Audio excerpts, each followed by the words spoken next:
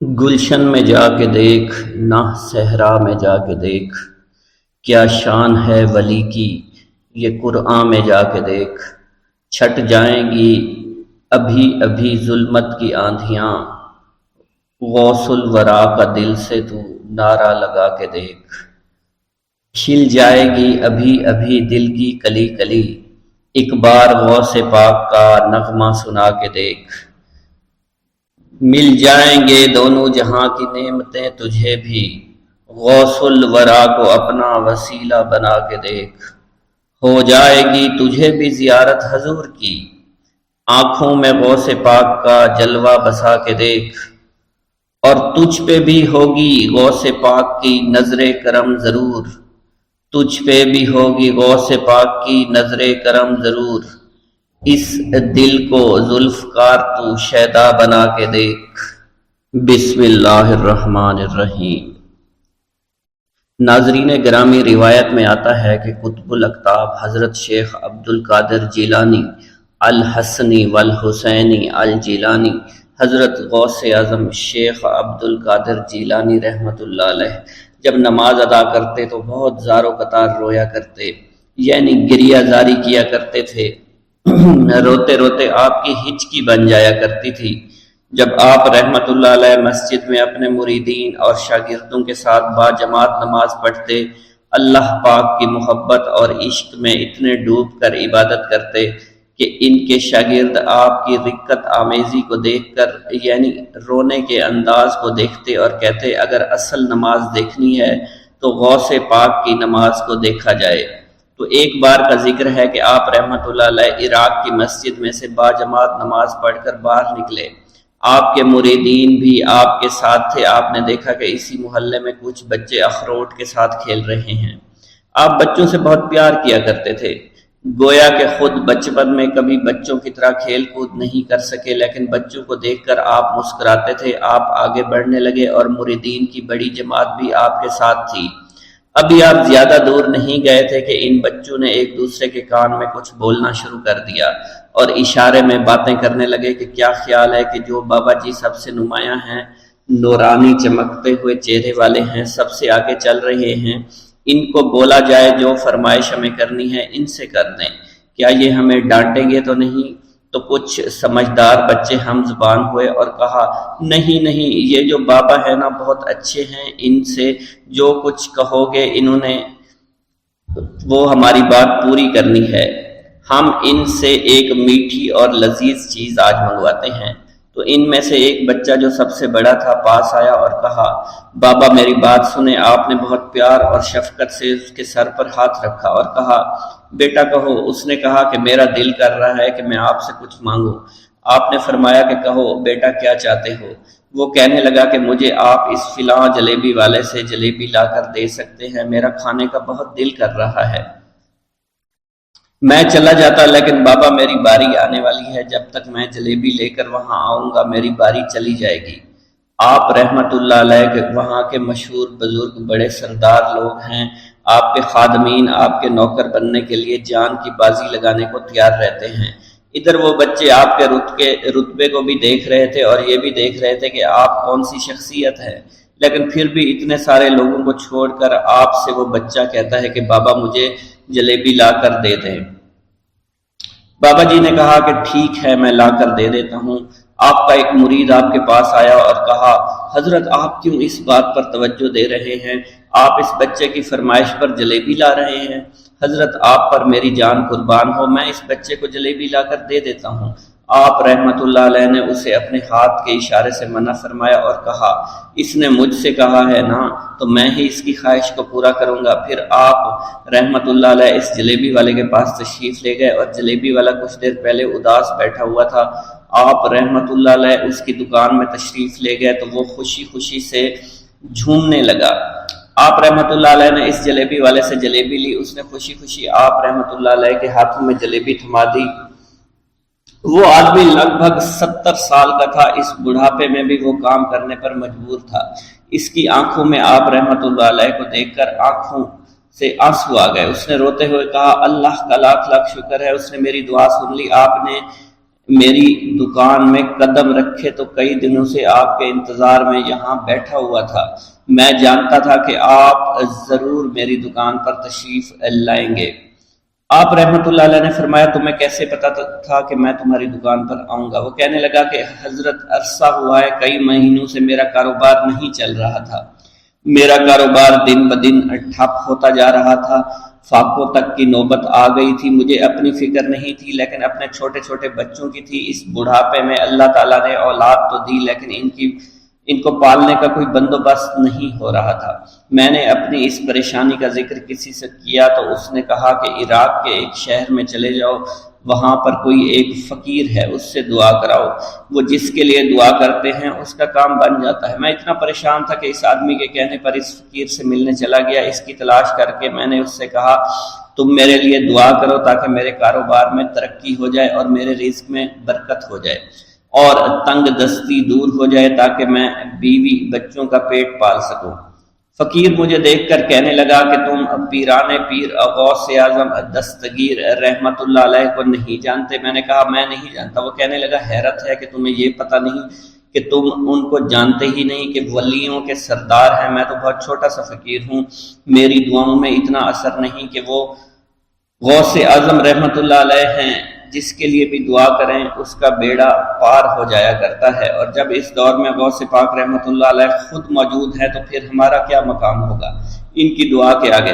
ہماری دعا کچھ بھی نہیں ہے۔ میں نے کہا اگر یہ بات ہے کہ آپ سے بڑا کوئی بزرگ ہے تو مجھے بتائیے کہ غوث پاک رحمت اللہ علیہ مجھے کہاں ملیں گے اور میں کہاں جاؤں ان سے ملنے کے لیے؟ وہ کہنے لگا کہ وہ جیلان میں ہیں، تم ادھر جاؤ، ہماری کیا جرت کہ آپ کے لیے دعا کریں۔ آپ رحمت اللہ علیہ جس کے لیے بھی دعا فرماتے ہیں اس کا بیڑا پار ہو جاتا ہے اور اس کو کہیں بول جانے کی ضرورت نہیں ہوتی۔ حضور جب اس فقیر نے مجھے یہ بات کہی تو فوراً جیلان شریف میں آ گیا اور یہاں پر میں نے آپ کی تلاش شروع کی۔ آج دیکھیے آپ خود بخود میری دکان پر تشریف لائے ہیں۔ اب دیکھیے کہ آپ کے آنے سے کیسا نور میری دکان میں آ گیا ہے۔ حضور میرے حق میں دعا فرما دیجئے، اللہ پاک میری زندگی کو آسانیاں عطا فرمائے، مجھے اپنی بیوی اور بچوں کی بہت فکر ہے۔ آپ رحمت اللہ علیہ نے فرمایا پریشان ہونے کی ضرورت نہیں، اللہ تعالیٰ سب معاملات ٹھیک فرما دے گا۔ یہ کہہ کر آپ تشریف لے گئے، اس بچے کے پاس آئے اور اس کے ہاتھ میں جلیبی تھما دی۔ ابھی وہاں سے جانے والے تھے، دوسرا بچہ آیا، اس نے کہا کہ بابا آپ نے اس سے تو جلیبی لا کر دی ہے، مجھے بھی لا کر دیں۔ آپ نے اس سے بھی تسلی دی اور کہا میں تمہیں بھی جلیبی لا کر دے دیتا ہوں بیٹا۔ یہ دیکھ کر مریدین بہت غصہ ہونے لگے اور کہا کہ حضور ہم اس بچے کو جلیبی لا کر دے دیتے ہیں، آپ کیوں زحمت کرتے ہیں؟ لیکن آپ نے فرمایا نہیں، یہ بچے مجھ سے کہہ رہے ہیں نا، میں ان کا نہیں ٹال سکتا۔ حضور آپ بہت مصروف شخصیت ہے، کیوں ان چھوٹے بچوں کی باتیں سن رہے ہیں؟ آپ نے ہاتھ کے اشارے سے انہیں روکا اور فرمایا اللہ تعالیٰ نے ہمیں جس کام کے لیے چنا ہے بس وہ کام ہی ہم کر رہے ہیں، تم لوگ اللہ پاک کی حکمت کو نہیں سمجھ رہے۔ پھر آپ جتنی بار وہ بچے آپ کو بھیجتے رہے، آپ رحمت اللہ علیہ ان کے لیے جلیبیاں لاتے رہے، حتیٰ کہ آخری بچے کو بھی آپ نے جلیبی لا کر دے دی اور وہ مزے سے کھانے لگے۔ جلیبی کھانے کے بعد وہ آپ کو دعائیں کرنے لگے اور کہا آپ بہت اچھے انسان ہیں، جیسا کہ آپ کے بارے میں ہم نے سنا تھا آپ ویسے ہی ہیں، آپ اخلاق کے بہت عمدہ ہیں، آپ کی سخاوت کے بارے میں ہم نے جتنا سن رکھا تھا آپ اتنے ہی سخی ہیں، ہم آپ سے بہت خوش ہوئے۔ آپ رحمت اللہ علیہ مسکرائے، بچوں کی خوشی دیکھ کر آپ کو دلی اطمینان ملا۔ اب ایک اور نماز کا وقت ہو رہا تھا، آپ نے مریدین سے کہا کہ چلو نماز پڑھنے کے لیے مسجد میں چلتے ہیں۔ وہ سب مل کر مسجد میں چلے گئے اور اللہ کی عبادت میں مصروف ہو گئے۔ ایک عورت اپنے لڑکے کو لے کر محبوب سبحانی، قطب ربانی، غوث سمدانی، شیخ عبد القادر جیلانی کی بارگاہ پناہ میں لے کر آئی اور عرض کرنے لگی کہ حضور یہ بچہ آپ سے بہت عقیدت رکھتا ہے، اس لیے میں اسے آپ کے حوالے کرتی ہوں، آپ اسے اپنی غلامی میں قبول فرما لیجئے۔ آپ نے اسے قبول فرما کر چند دن مجاہدات کا حکم دیا۔ ایک دن لڑکے کی ماں اسے ملنے کے لیے آئی تو بھوک اور بیداری کے سبب اسے بہت کمزور پایا اور جو کی روٹی کھاتے دیکھا۔ پھر وہ عورت آپ کی خدمت میں آئی تو آپ کے سامنے مرغی کے گوشت کی ہڈیاں دیکھیں اور فوراً وہ بول پڑی کہ خود تو مرغی کا گوشت کھا رہے ہیں، میرے لڑکے کو جو کی روٹی کھلا رہے ہیں۔ یہ بات سن کر آپ نے ان ہڈیوں پر ہاتھ رکھ کر فرمایا کہ اس اللہ کے حکم سے کھڑی ہو جا، تو بوسیدہ ہڈیاں زندہ ہو گئیں اور وہ مرغی بن گئی، اور وہ فوراً کھڑی ہوئی اور بولنے لگی۔ ایک بزرگ جس کا نام محمد قائد الادانی رحمۃ اللہ علیہ ہے نے بیان کیا ہے کہ ایک دن حضرت شیخ عبد القادر جیلانی سرح نورانی وعظ فرما رہے تھے، اور ہوا بہت تیز چل رہی تھی کہ ایک چیل چیختی ہوئی آپ کی مجلس پر سے گزری، جس سے حاضرین کی توجہ ہٹ گئی۔ آپ نے فرمایا، اے ہوا، اس چیل کا سر تن سے جدا کر دے۔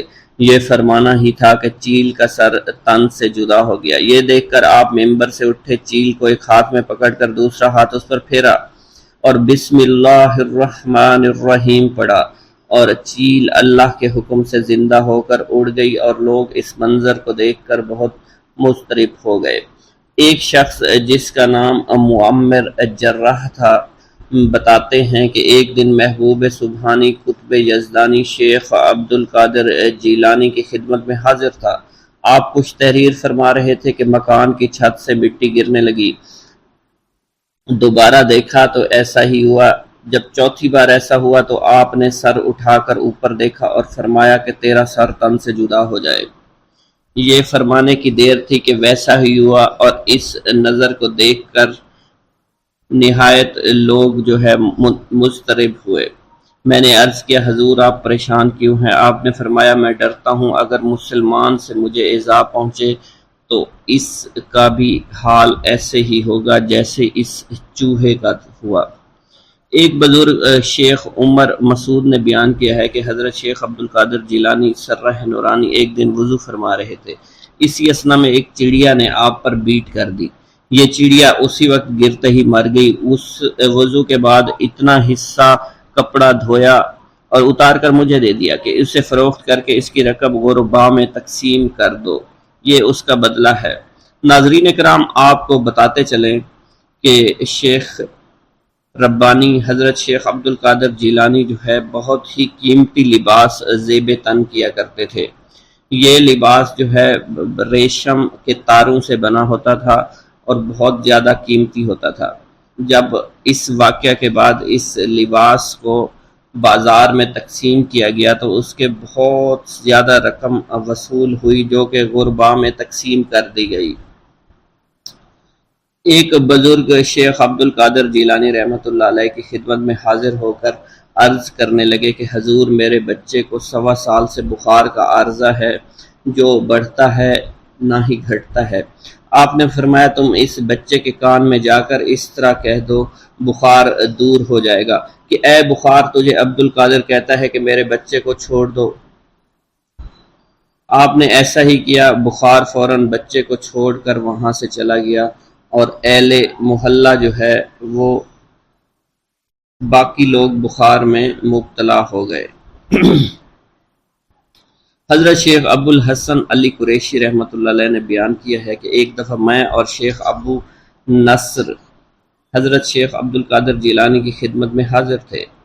ابو غالب فضل نامی ایک تاجر آیا اور کہنے لگا کہ حضور، آپ کی دعوت کرنا چاہتا ہوں، قبول فرمائیے۔ آپ نے دعوت کو قبول فرما لیا اور خچر پر سوار ہو کر ابو غالب کے مکان پر تشریف لے گئے۔ وہاں بغداد کے کثیر التعداد علماء اور مشائخ موجود تھے۔ ابو غالب نے دسترخوان بچھایا اور قسم قسم کے کھانے رکھنے لگے۔ ایک بہت بڑا مٹکا بھی ساتھ لا کر رکھ دیا۔ محبوب سبحانی سر جھکا کے بیٹھے ہوئے تھے۔ آپ کی عظمت و ہیبت کی وجہ سے حاضرین پر سکوت کا عالم طاری تھا۔ آپ نے شیخ علی کو اشارہ فرمایا کہ اس مٹکے کو لا کر میرے پاس رکھ دو، اور ساتھ ہی مٹکے کو کھولنے کا حکم بھی صادر فرمایا۔ کھولا تو دیکھا کہ اس میں ایک مفلوج الحال نابینا لڑکا تھا۔ آپ نے لڑکے سے فرمایا، اللہ کے حکم سے تندرست ہو کر اٹھ کر کھڑا ہو جا۔ اسی وقت لڑکا بالکل تندرست ہو کر دوڑنے لگا۔ یہ دیکھ کر حاضرین عالم اضطراب میں ڈوب گئے اور چاروں طرف شور برپا ہو گیا۔ پھر آپ بغیر کھانا کھائے واپس تشریف لے آئے۔ ایک دن حضور غوث الثقلین شیخ ابو الحسن کی بیمار پرسی کے لیے ان کے گھر تشریف لائے۔ ایک کبوتری اور ایک قمری دیکھی۔ شیخ ابو الحسن نے بارگاہ غوثیت السمدانی میں عرض کیا، حضور یہ کبوتری 6 ماہ سے انڈے نہیں دے رہی ہے۔ قمری نے 9 ماہ سے بولنا بند کر دیا ہے۔ آپ نے کبوتری سے مخاطب ہو کر فرمایا، اے کبوتری اپنے مالک کو نفع پہنچا، اور قمری سے فرمایا کہ اپنے پیدا کرنے والے کی تسبیح کر۔ آپ کا یہ فرمانا تھا۔ قمری نے بولنا شروع کر دیا، کبوتری نے انڈے دینے شروع کر دیے، اور تمام حیاتی ایسا ہی کرتے رہی اور صحت یاب بھی رہی۔ حضرت شیخ ابو المظفر اسماعیل نے فرمایا، شیخ علی ابن ابی نصر جب بھی بیمار ہو جاتے وہ میرے باغ میں آتے۔ ایک دفعہ عالم مرض میں میرے باغ میں آئے۔ محبوب سبحانی حضرت شیخ عبد القادر جیلانی نے آپ کی بیمار پرسی کے لیے بھی وہ باغ میں تشریف لے آئے۔ باغ میں کھجور کے 2 درخت تھے جو خشک ہو چکے تھے، 4 سال سے پھل نہیں دے رہے تھے۔ اس کو کاٹنے کا ارادہ کر ہی رہے تھا، حضور غوث سمدانی اٹھے اور ایک درخت کے نیچے آپ نے وضو فرمایا اور دوسرے کے نیچے 2 رکعت نماز عطا فرمائی۔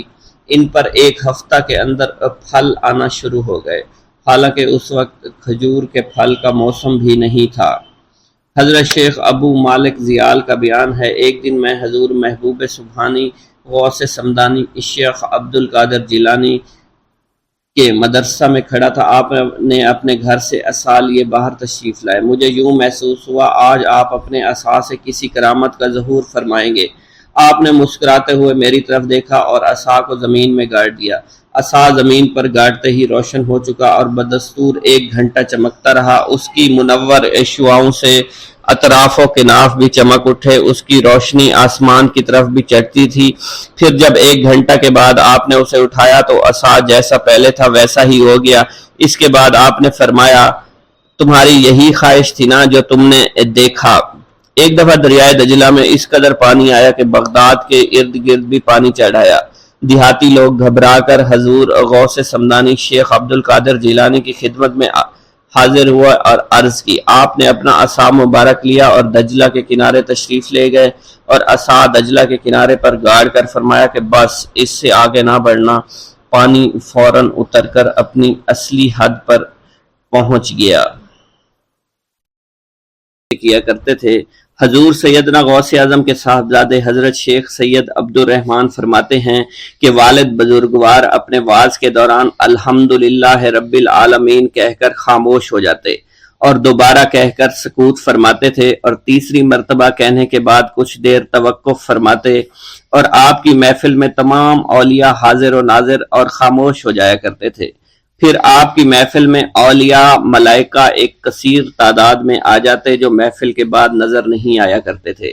آپ اپنے خطاب کو یوں شروع فرماتے، تمام تعریفیں اللہ کے لیے ہیں، اس کی مخلوق کی تعداد اس کے عرش کے وزن کے مطابق، اور بے حد تعریفیں جس سے اس کی ذات راضی ہو جائے، اس کے کلمات کی روشنی کے مطابق، اس کے علم کے مطابق، اس کی مرضی اور منشا کے مطابق، اور اس کی مخلوق کے مطابق جسے اس نے پیدا کیا وہی عالم الغیب ہے، رحمان و رحیم ہے۔ میں گواہی دیتا ہوں اس کے سوا کوئی عبادت کے لائق ہی نہیں ہے، اور تمام کائنات اس کی تخلیق ہیں، تمام تعریفیں اسی کے لیے ہیں۔ وہ زندہ ہے، ہمیشہ زندہ رہے گا، اسے موت نہیں آتی بلکہ وہ مارتا ہے۔ تمام بھلائیاں اسی کے لیے ہیں، اور واحد ہے، یکتا ہے، کوئی شریک نہیں ہے، کوئی وزیر نہیں ہے۔ اس نے نہ کسی کو جنا ہے اور نہ ہی اسے کسی نے جنا ہے، وہ بلند و بالا ہے، اس جیسا کوئی نہیں۔ میں اس کی گواہی دیتا ہوں حضور نبی کریم صلی اللہ علیہ وآلہ وسلم اللہ کے رسول، اللہ کے پیغمبر ہیں، وہ تمام مخلوقات سے افضل ہیں۔ اللہ عز و جل نے ان کی ہدایت دے کر ان کو بھیجا تاکہ وہ دین اسلام کو تمام ادیان پر بلند کریں، خواہ مشرکین اس کو برا سمجھیں۔ اللہ راضی ہو خلیفہ اول حضرت سیدنا ابو بکر صدیق سے، جن کی تائید حق کے ساتھ تھی، جن کو حضور نبی کریم نے عقیق کا لقب دیا، جو پاک تھے، پاکیزہ نسل سے تعلق رکھتے تھے، جنہوں نے ہر موقع پر حضور نبی کریم صلی اللہ علیہ وسلم کی حمایت کی اور ان کی تصدیق فرمائی، اور اب بھی نبی کریم کے ہمراہ ابدی آرام فرما رہے ہیں۔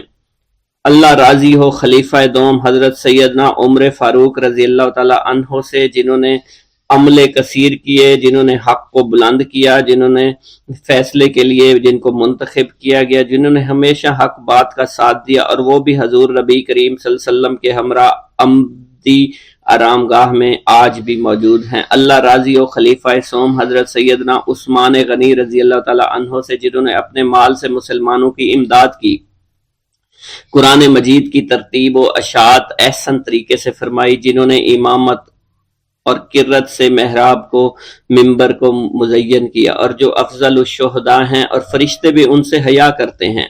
اللہ راضی ہو خلیفہ چہارم حضرت سیدنا علی المرتضیٰ سے، جو شجاعت و جواں مردی میں بے مثل ہیں، حضور نبی کریم صلی اللہ علیہ وسلم کے چچا زاد بھائی اور داماد ہیں۔ آپ دین اسلام کے امام و عالم ہیں، اور جن کے لیے حضور نبی کریم صلی اللہ علیہ وسلم نے فرمایا کہ میں تم پر فدا ہو جاؤں۔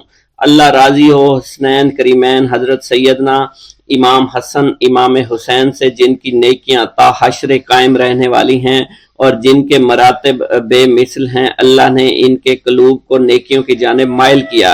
اے اللہ تو ہمارے رازوں اور دلی کیفیات سے واقف ہے، ہمیں ہر عمل کرنے اور برائی سے بچنے کی توفیق عطا فرما، اور ہمیں گناہوں کی لذت سے بچا، ہمیں اپنے ما سوا سے محفوظ رکھ اور اپنی مشغولیت عطا فرما۔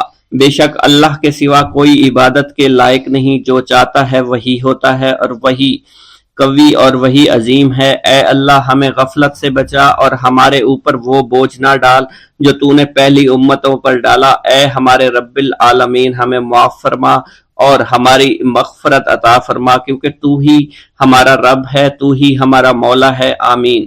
حضرت شیخ عبداللہ جبائی کا قول ہے کہ حضور سیدنا غوث اعظم رحمت اللہ علیہ نے مجھ سے ارشاد فرمایا کہ میرے نزدیک کھانا کھلانا اور حسن اخلاق افضل اور اعلیٰ ہیں۔ آپ کے پاس کبھی پیسہ نہیں ٹھہرا کرتا تھا، اگر صبح کے وقت آپ کے پاس 1000 دینار آ جاتے تو شام تک وہ غریبوں اور محتاجوں میں تقسیم ہو جایا کرتے تھے۔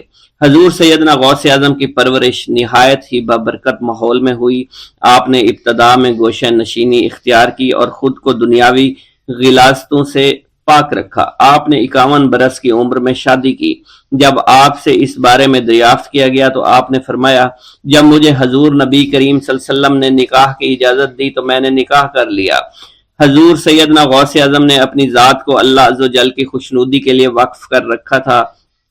آپ کی راتیں جاگ کر گزرا کرتی تھی اور ساری رات آپ مراقبہ اور مشاہدہ میں گم ہوا کرتے تھے۔ آپ کی عادت مبارکہ تھی کہ آپ سجدہ کو دراز کیا کرتے تھے اور بیٹھ کر مراقبہ فرمایا کرتے تھے۔ اسی دوران آپ کا جسم مبارک نورانی شعاؤں کے زیر اثر ہوتا اور کئی مرتبہ آپ نورانی شعاؤں میں غائب ہو جایا کرتے تھے۔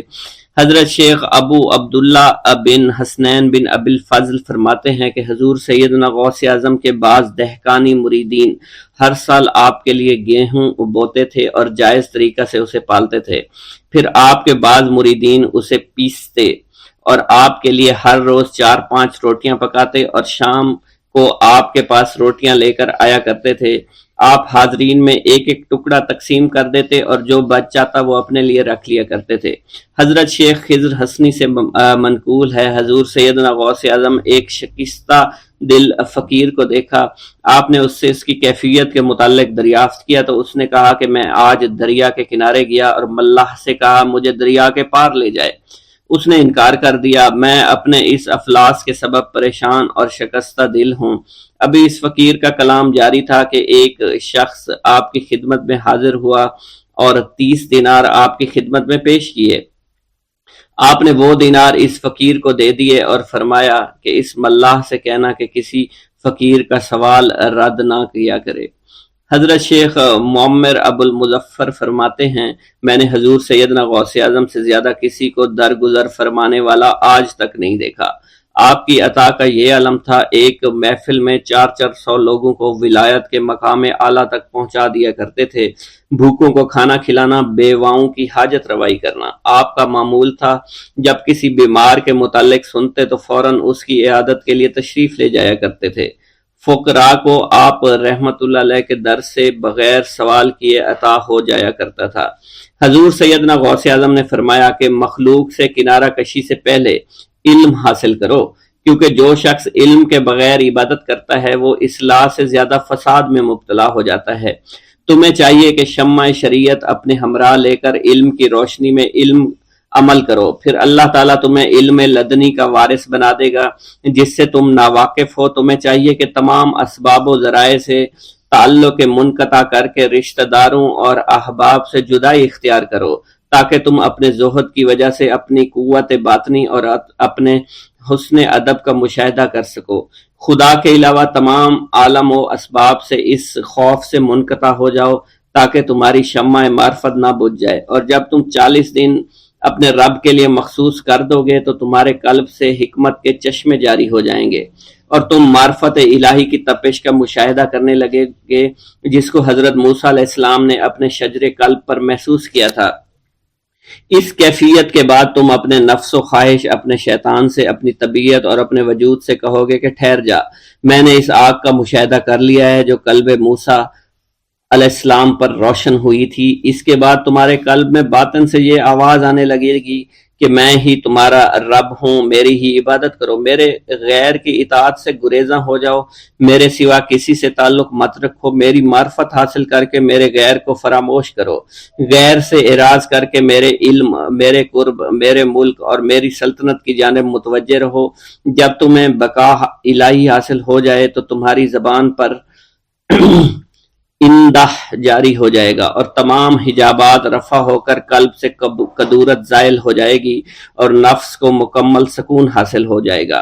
پھر جب اس کے الطاف غالب ہو جائیں گے تو تمہیں خطاب کیا جائے گا، اے قلب، فرعون نفس کی طرف توجہ کر اور اس کو راہ ہدایت پر چلاتا ہوا میری جانب آ لے اور اس سے کہہ دے کہ میرا ہی اتباع کریں، پھر انہیں رشد کے راستے پر ہدایت کر کے اس سے تعلق قائم کر اور اس کے بعد پھر قطع تعلق کر کے دوبارہ استوار کر لے اور اسی طرح سے کرتا رہے۔ حضرت شیخ و معمر سے منقول ہے، فرماتے ہیں ایک مرتبہ میں حضور سیدنا غوث اعظم شیخ عبد القادر جیلانی رحمۃ اللہ علیہ کی خدمت میں حاضر تھا۔ آپ بیٹھے کچھ لکھ رہے تھے، اسی دوران چھت سے 3 مرتبہ مٹی گری، چوتھی مرتبہ ایسا ہوا آپ نے جلال میں آ کر اس جگہ دیکھا جہاں سے مٹی گر رہی تھی۔ اسی دوران ایک چوہا اس جگہ سے نیچے گرا اور مر گیا، یہ چوہا ہی وہاں سے مٹی کھود رہا تھا۔ حضرت شیخ عمر بن مسعود بزاز فرماتے ہیں حضور سیدنا غوث اعظم وضو فرما رہے تھے، اسی دوران ایک چڑیا نے آپ کی قمیض پر بیٹ کر دی۔ آپ نے جلالی نظروں سے چڑیا کو دیکھا، وہ چڑیا اسی وقت نیچے گری مر گئی۔ آپ نے وضو سے فارغ ہونے کے بعد قمیض کے اس حصے کو دھویا اور پھر اپنی قمیض مبارک اتار کر مجھے دی اور فرمایا اس کو فروخت کر کے اس کی رقم کو خیرات کر دو، یہ اس کا بدلہ ہے۔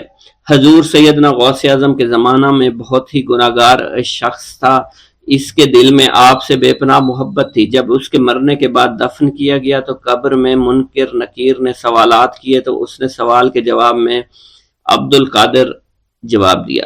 منکر نکیر نے اللہ کی بارگاہ میں اس کے جواب کو پیش کیا، حکم ہوا اگرچہ یہ بندہ فاسقوں میں سے ہے لیکن یہ میرے محبوب سید عبد القادر جو کہ صادقین میں سے ہیں ان سے محبت رکھتا ہے۔ بغداد کے محلہ باب العز کے قبرستان میں سے ایک قبر سے مردہ کے چیخنے کی آواز آنے لگی۔ لوگوں نے حضور سیدنا غوث اعظم کی خدمت میں عرض ہو کر عرض کیا، آپ نے دریافت کیا کیا صاحب قبر نے مجھ سے خرقہ پہنا؟ لوگوں نے عرض کیا ہمیں اس کا علم نہیں۔ آپ نے دریافت کیا کیا یہ میری محفل میں کبھی شریک ہوا؟ ہمیں اس کا علم نہیں۔ آپ نے پھر دریافت کیا کیا کبھی میرے پیچھے نماز پڑھی؟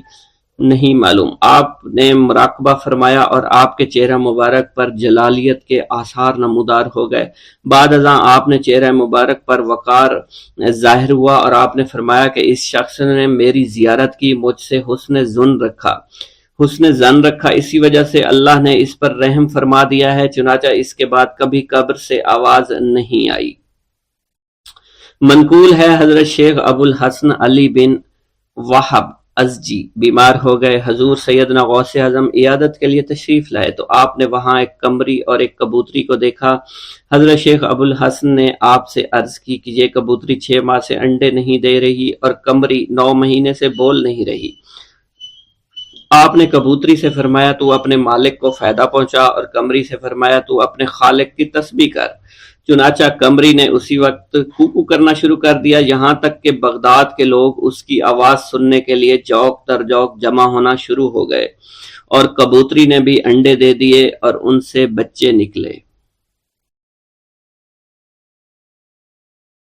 میرا یہ قدم تمام اولیاء کرام کی گردن پر ہے۔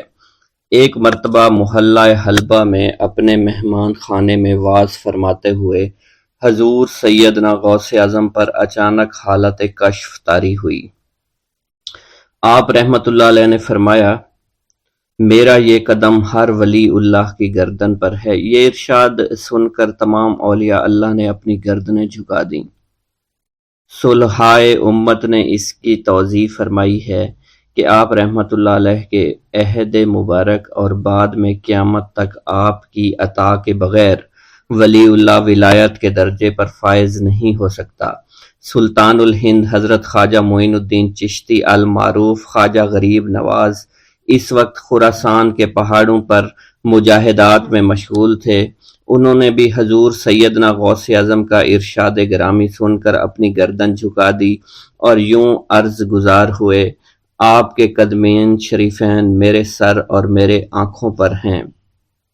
حضور سیدنا غوث اعظم فرماتے ہیں کہ میں 10 برس کی عمر میں اپنے شہر کے مکتب میں حصول علم کے لیے جایا کرتا تھا۔ اس وقت میرے ساتھ ملائکہ بھی ہوتے تھے جو میرے آگے پیچھے میری حفاظت کے لیے چلتے تھے۔ جب میں مدرسہ پہنچتا تو یہ منادی کرتے تھے، اللہ کے ولی کے لیے جگہ خالی کر دو۔ چنانچہ وہ میرے لیے جگہ خالی کر دیتے تھے۔ ایک مرتبہ میں نے ایک ایسے شخص کو دیکھا جس نے فرشتوں کی آواز سن کر کہا، جس میں کوئی مزاحمت نہ ہوگی، کہ یہ ایک نہایت معزز گھرانے کا فرد ہے اور عن قریب اس کو وہ عظمت حاصل ہوگی جس میں کوئی مزاحمت نہ ہوگی، اور اس کو ایسا قرب نصیب ہوگا کہ اس کو کوئی فریب نہ دے سکے گا۔ پھر 40 برس بعد میں نے اس شخص کو پہچانا، وہ شخص ابدالوں میں سے تھا۔ حضرت شیخ ابو سعود احمد بن بکر حریمی سے مروی ہے کہ حضور سیدنا غوث اعظم نے فرمایا کہ میں 55 سال تک تنہا عراق کے بیابانوں میں پھرتا رہا، میں لوگوں کو نہ جانتا، لوگ مجھے نہ جانتے۔ اسی دوران میرے پاس رجال الغیب اور جنات تشریف لاتے جنہیں میں طریقت اور اصول کی تعلیم دیتا تھا۔ ابتدا میں جب میں عراق میں داخل ہوا تو حضرت خضر میرے ہم سفر بنے اور بعد میں اس وقت ان کو پہچانتا نہ تھا، اور اس کے ساتھ میرا معاہدہ ہوا کہ میں ان کے کسی حکم کی خلاف ورزی نہیں کروں گا۔ ایک مرتبہ انہوں نے مجھے ایک جگہ بیٹھنے کا حکم دیا اور میں اس جگہ 3 سال تک بیٹھا رہا۔ سال میں ایک مرتبہ حضرت خضر میرے پاس تشریف لاتے، فرماتے کہ یہی تیرا مقام ہے جہاں تجھے پہنچایا گیا ہے۔ اس عرصہ کے دوران تمام نفسانی خواہشات مجھ پر انسانی شکل میں وارد ہوئیں، لیکن اللہ عز و جل نے مجھے ہر موقع پر استقامت عطا فرمائی اور مجھے ان خرافات سے بچائے رکھا۔ ابتدا میں میرا نفس مجاہدہ کا کوئی طریقہ اختیار کرتا تو میں اس پر قائم ہو جاتا اور کسی چیز کو قبول نہ کرتا تھا۔ ایک طویل مدت تک اپنا گلا گھونٹتے ہوئے میں مدائن کے جنگلوں میں مجاہدات میں مشغول رہا۔ حضور سیدنا غوث اعظم فرماتے ہیں کہ میں نے اپنے نفس کو مختلف مجاہدوں، مختلف ریاضتوں اور مختلف مشقتوں میں ڈالے رکھا۔ 1 سال تک میں گری ہوئی چیزیں اٹھا کر کھاتا رہا، دوسرے سال پانی پر گزارا کیا، اور تیسرے سال نہ میں نے کچھ کھایا، نہ پیا اور نہ ہی سویا۔ ایک مرتبہ شدید سردی کی وجہ سے میں ایوان کسریٰ کے کھنڈرات میں سویا تو رات بھر میں 40 مرتبہ طبیعت خراب ہوئی۔ حضور سیدنا غوث اعظم فرماتے ہیں، ہر سال ایک بزرگ آتے اور وہ مجھے جبہ دے کر چلے جاتے۔ اسی طرح میں نے بے شمار طریقوں سے دنیا اور نفس سے چھٹکارا پانے کی کوشش کی۔ لوگ مجھے دیوانہ سمجھتے تھے۔ میں برہنہ جسم جنگلوں میں چلا جاتا اور کانٹوں پر لوٹتا شور مچاتا تھا۔ میرا تمام بدن سے خون جاری ہو جایا کرتا تھا اور لوگ مجھے اٹھا کر شفا خانے لے جایا کرتے، جہاں میری حالت مزید بگڑ جاتی۔ ایک وقت ایسا بھی آیا جب مجھ میں اور مردہ میں کوئی فرق نہ تھا۔ لوگ کفن لے کر آئے، غسال کو بلوایا کہ وہ مجھے غسل دے دیں۔ ابھی انہوں نے مجھے غسل دینے کے لیے تختہ پر ڈالا ہی تھا کہ میری حالت درست ہو گئی۔ میں اٹھ کھڑا ہوا۔ طریقت کی ان پرخطر راہوں میں نہ تو میں کبھی خوف زدہ ہوا اور نہ کبھی میرا نفس مجھ پر غلبہ پا سکا، اور نہ ہی دنیا کی آرائش مجھے حیران کر سکی۔ حضور سیدنا غوث اعظم فرماتے ہیں، شیطان نے میرے گرد بے شمار جال بچھائے۔ جب میں نے اس سے کہا کہ یہ کیا ہے تو اس نے کہا، یہ دنیاوی چیزیں ہیں اور میں ان جالوں سے تم جیسوں کو شکار کرتا ہوں۔ میں نے 1 سال تک شیطان کا مقابلہ کیا، اس کے بچھائے ہوئے تمام جالوں کو ختم کر دیا۔ اس کے بعد میرے سینے کو کھول دیا گیا اور مجھ پر بے شمار خلائق ظاہر ہوئے۔ حضور سیدنا غوث اعظم فرماتے ہیں، میں نے دریافت کیا کہ یہ علائق کیسے ہیں؟ جواب ملا کہ یہ خلق کے اسباب ہیں جو تم سے ملے ہوئے ہیں۔ میں سال بھر ان کی جانب متوجہ رہا، یہاں تک کہ وہ مجھ سے جدا ہو گئے۔ جب مجھ پر میرا باطن ظاہر کیا گیا تو میں نے اپنے قلب کو بہت سے علائق سے ملوث پایا۔ میں نے دریافت کیا کہ یہ علائق کیا ہیں؟ جواب ملا، یہ تمہارے ارادے، تمہارے اختیارات ہیں۔ چنانچہ 1 سال تک ان کی جانب متوجہ رہا کہ وہ مجھ سے دور ہو گئے۔ میرا قلب ان تمام غلاظتوں سے نجات پا گیا۔ پھر مجھ پر میرے نفس کو ظاہر کیا گیا، میں نے اس کا مشاہدہ کیا، مجھے معلوم ہوا اس کے ساتھ کچھ امراض اور بھی ہیں اور نفس کی خواہشات زندہ ہیں، نفس کا شیطان سرکش ہے۔ چنانچہ میں نے سال بھر پھر توجہ دلائی اور میرے نفس کے تمام امراض سرے سے ہی ختم ہو گئے اور اس کے شیطان نے کلمہ پڑھ لیا اور پھر میرے تمام امور اللہ کے لیے ہو گئے اور میں اپنی ہستی سے باہر نکل آیا۔ حضور سیدنا غوث اعظم فرماتے ہیں، پھر میں توکل کے دروازے پر آیا تاکہ میرا مقصد پورا ہو، لیکن جب میں نے توکل کے دروازے پر پہنچا تو بے شمار لوگ موجود تھے۔ میں اس ہجوم کو چیرتا ہوا آگے بڑھا اور شکر کے دروازے پر پہنچ گیا، یہاں پر بھی لوگوں کا جمع غفیر موجود تھا، اسے بھی چیرتا ہوا آگے بڑھا اور مشاہدہ کے دروازے پر پہنچ گیا اور یہاں پر موجود ہجوم کو چیرتا ہوا اندر داخل ہوا، حتیٰ کہ سب سے آخر میں مجھے فقر کے دروازے پر لایا گیا۔ فقر کا دروازہ خالی تھا۔ جب اس دروازہ میں داخل ہوا تو دیکھا جن جن چیزوں کو میں نے ترک کیا تھا وہ سب یہاں موجود تھیں۔ یہاں مجھے ایک بہت بڑے روحانی خزانے کی فتوحات سے نوازا گیا اور میرے لیے تمام دنیا کے خزانے کھول دیے گئے۔ مجھے روحانی عزت، دائمی فنا اور خالص آزادی عطا فرمائی گئی۔ میری تمام چیزیں جو میری ہستی اور میری صفات سب معدوم ہو گئیں اور میری ہستی کی جگہ کسی اور نے لے لی۔ حضرت شیخ ابو سعید مخزومی نے حضور سیدنا غوث اعظم کو خرقہ خلافت سے نوازا اور فرمایا، اے عبد القادر، یہ وہ خرقہ ہے جو حضور نبی کریم صلی اللہ علیہ وسلم نے حضرت سیدنا علی المرتضیٰ کو عطا فرمایا، اور حضرت سیدنا علی المرتضیٰ نے یہ خرقہ حضرت خواجہ حسن بصری کو عطا فرمایا تھا، جس سے ہوتا ہوا یہ خرقہ مجھ تک پہنچا اور یہ تمہاری امانت تھی جو میں نے تم تک آج پہنچا دی ہے۔ حضور سیدنا غوث اعظم نے جب خرقہ مبارک کو زیب تن کیا تو آپ پر بے شمار انوار و تجلیات کی بارش ہونا شروع ہو گئی۔ حضور سیدنا غوث اعظم نے حضرت شیخ ابو سعید مخزومی کے مدرسہ میں تدریسی فرائض سر انجام دینا شروع کر دیے۔ آپ کے لیے فی الحال تدریسی مصروفیات کے علاوہ کوئی کام نہ تھا۔ آپ کی شبانہ روز کی محنت سے آپ کے نام کا شعرہ کچھ ہی دنوں میں سارے بغداد میں پھیل گیا۔ طلبہ دور دراز کے علاقوں سے علم کے حصول کے لیے آنے لگے۔ طلبہ کی تعداد جب مزید بڑھنا شروع ہو گئی تو ارد گرد کے کئی مکانات کو خرید کر مدرسہ میں داخل کر لیا گیا۔ کتب سیر میں منقول ہے کہ 528 ہجری میں آپ مدرسہ نظامیہ کی وسیع عمارت تعمیر فرما چکے تھے۔ اس مدرسہ کی تعمیر میں آپ نے بحیثیت مزدور بھی حصہ لیا تھا۔ حضرت شیخ ابو الخشاب سے مروی ہے کہ میں جوانی میں جب علم نحو پڑھ رہا تھا تو لوگوں نے مجھے حضور سیدنا غوث اعظم کے پاس جانے کا مشورہ دیا اور اس کی وجہ سے مجھے بھی اشتیاق ہوا کہ میں آپ کا واز سنوں۔ ایک مرتبہ کچھ لوگوں کے ہمراہ آپ کی مجلس میں دوستوں کے ہمراہ حاضر ہوا۔ آپ نے میری جانب توجہ کرتے ہوئے فرمایا، ہماری صحبت اختیار کر لو۔ چنانچہ میں نے آپ کے فرمان کے مطابق آپ کی صحبت کو اختیار کر لیا۔ آپ نے مجھے علم نحو کے علاوہ علوم عقلیہ اور تقلد حاصل کیے جس سے مجھے کوئی واقفیت پہلے نہیں تھی۔ 1 سال کے عرصہ میں آپ کی نظر کرم سے میں نے وہ علوم حاصل کر لیے جو گزشتہ اتنی عمر گزارنے کے باوجود بھی مجھے حاصل نہیں ہوئے تھے۔ منقول ہے حضرت شیخ بقا بن بطو، شیخ علی بن ہیتی اور شیخ کیلوی جب حضور سیدنا غوث اعظم کے مدرسہ میں آتے تو جھاڑو دیا کرتے تھے اور چھڑکاؤ کرتے تھے، لیکن آپ کی اجازت کے بغیر کبھی اندر داخل نہ ہوتے تھے۔ اجازت ملنے کے بعد آپ حضرات اندر داخل ہوتے اور اجازت ملنے پر ہی بیٹھتے تھے۔ آپ سے امان طلب کرتے اور امان مل جانے کے بعد مؤدب ہو کر بیٹھ جاتے۔ جس وقت آپ کہیں جانے کا ارادہ کرتے تو یہ حضرات سواری کے ہمراہ چلتے۔ آپ انہیں اس فعل سے منع فرمایا کرتے تھے اور کہتے تھے کہ ہمیں آپ کے ذریعے قرب الہی حاصل ہوا ہے۔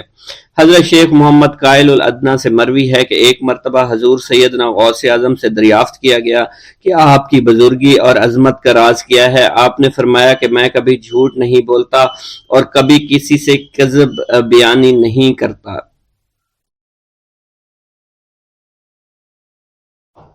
بسم اللہ الرحمن الرحیم۔ حضور سیدنا غوث اعظم کی پرورش نہایت ہی بابرکت ماحول میں ہوئی۔ آپ نے ابتدا میں گوشہ نشینی اختیار کی اور خود کو دنیاوی غلاظتوں سے پاک رکھا۔ آپ نے 51 برس کی عمر میں شادی کی۔ جب آپ سے اس کے بارے میں دریافت کیا گیا تو آپ نے فرمایا، جب مجھے حضور نبی کریم صلی اللہ علیہ وسلم نے نکاح کی اجازت دی تو میں نے نکاح کر لیا۔ حضور سیدنا غوث اعظم رحمۃ اللہ علیہ نے اپنی ذات کو اللہ عز و جل کی خوشنودی کے لیے وقف کر رکھا تھا۔ آپ کی راتیں جاگ کر گزرتی تھی اور ساری رات آپ مراقبہ اور مشاہدہ میں گم رہتے تھے۔ آپ کی عادت مبارکہ تھی کہ آپ سجدہ کو دراز کرتے تھے اور بیٹھ کر مراقبہ فرماتے تھے۔ اسی دوران آپ کا جسم مبارک نورانی شعاؤں کے زیر اثر ہوتا تھا اور کئی مرتبہ آپ ان نورانی شعاؤں میں غائب ہو جایا کرتے تھے۔ حضور شیخ ابو عبداللہ بن حسنین بن ابی فضل فرماتے ہیں کہ سیدنا غوث اعظم کے بعض دہقانی مریدین ہر سال آپ کے لیے گیہوں بوتے تھے اور جائز طریقہ سے اسے پالتے تھے۔ پھر آپ کے بعض مریدین اسے پیستے آپ کے لیے ہر روز 4 یا 5 روٹیاں پکاتے اور شام کو آپ کے پاس روٹیاں لے کر آتے تھے۔ آپ حاضرین میں ایک ایک ٹکڑا تقسیم کر دیتے اور جو بچ جاتا وہ اپنے لیے رکھ لیتے تھے۔ حضرت شیخ خضر حسینی سے منقول ہے کہ حضور سیدنا غوث اعظم نے ایک شکستہ دل فقیر کو دیکھا۔ آپ نے اس سے اس کی کیفیت کے متعلق دریافت کیا تو اس نے کہا کہ میں آج دریا کے کنارے گیا اور ملاح سے کہا کہ وہ مجھے دریا کے پار لے جائے۔ اس نے انکار کر دیا۔ میں اپنے اس افلاس کے سبب پریشان اور شکستہ دل ہوں۔ ابھی اس فقیر کا کلام جاری تھا کہ ایک شخص آپ کی خدمت میں حاضر ہوا اور 30 دینار آپ کی خدمت میں پیش کر دیے۔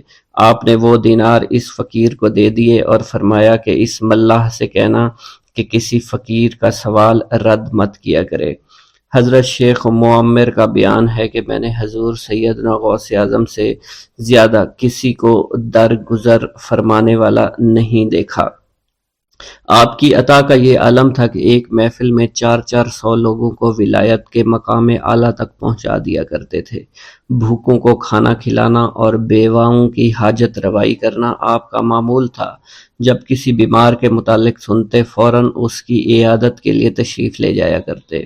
فقراء کو آپ کے در سے بغیر سوال کیے عطا ہو جایا کرتا۔